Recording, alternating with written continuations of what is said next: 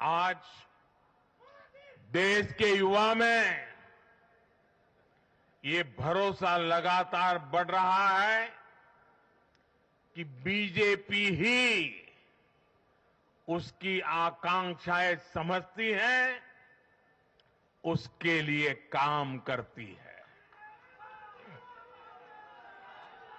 देश का युवा ये जानता है कि बीजेपी की सरकार युवा हितैषी होती है, युवाओं के लिए नए अवसर बनाने वाली होती है।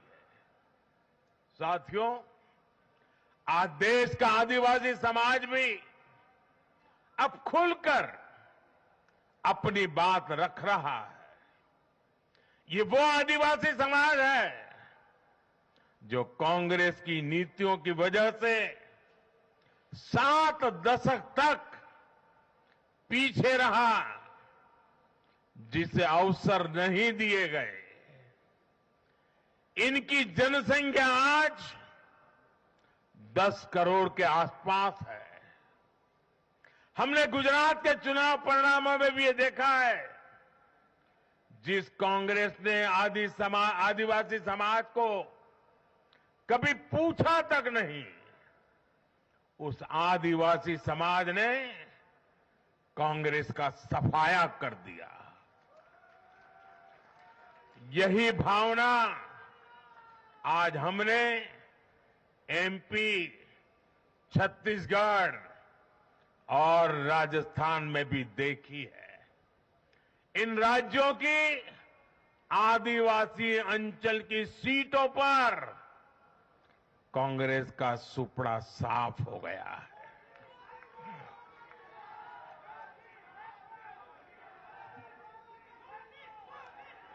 आदिवासी समाज आज विकास के लिए आकांक्षी है और उन्हें भरोसा है कि इस आकांक्षा को सिर्फ और सिर्फ भाजपा सरकार ही पूरा कर सकती है। मेरे परिवारजनों, मैं आज हर राज्य के भाजपा कार्यकर्ताओं की भी सराहना करूंगा, भूरी भूरी प्रशंसा करूंगा। भाजपा और कमल के प्रति आपकी निष्ठा, आपका समर्पण अतुलनीय है। डबल इंजन सरकार का मैसेज आपने पूरी ईमानदारी से जन जन तक पहुंचाया। इसी का परिणाम आज हमें मिल रहा है। हमारे राष्ट्रीय अध्यक्ष नड्डा जी जिस प्रकार अपनी नीति रणनीति को अमल में लाए, ये विजय उसका भी परिणाम है। और चुनाव के दरमियान उनके परिवार में एक दुखद घटना घटी, लेकिन उसके बावजूद भी नड्डा जी भारतीय जनता पार्टी के कार्यकर्ता के रूप में दिन रात डटे रहे।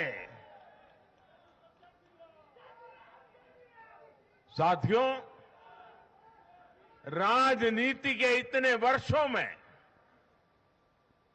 मैं हमेशा भविष्यवाणियों से दूर रहा हूं। मैं कभी वादे और बड़ी बड़ी घोषणाएं नहीं करता हूं। इतने साल हो गए, कभी नहीं करता हूं। लेकिन इस बार चुनाव में मैंने अपना ये नियम भी तोड़ा था। मैंने राजस्थान में मावजी महाराज को प्रणाम करते हुए उन्हीं की धरती पर ये भविष्यवाणी की थी कि राजस्थान में कांग्रेस सरकार लौट करके नहीं आएगी।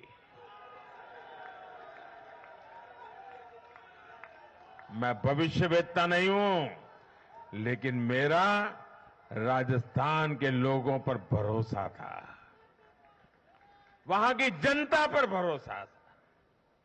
और आज हम नतीजे देख रहे हैं। मध्य प्रदेश ने भी हमें फिर दिखाया है कि भाजपा के सेवा भाव का कोई विकल्प नहीं है। 2 दशक से वहां भाजपा की सरकार है और इतने वर्षों के बाद भी भाजपा पर भरोसा लगातार मजबूती हो रहा है। छत्तीसगढ़ के परिवारजनों को तो जब मैं वहां चुनाव सभाओं में गया तो मैं खुद ही पहली सभा में, छत्तीसगढ़ के चुनाव की पहली सभा में मैंने खुद कहा था कि मैं आपसे कुछ मांगने नहीं आया हूं, मैं तो आपको 3 दिसंबर के बाद सरकार बनेगी तो शपथ समारोह में निमंत्रण देने के लिए आया।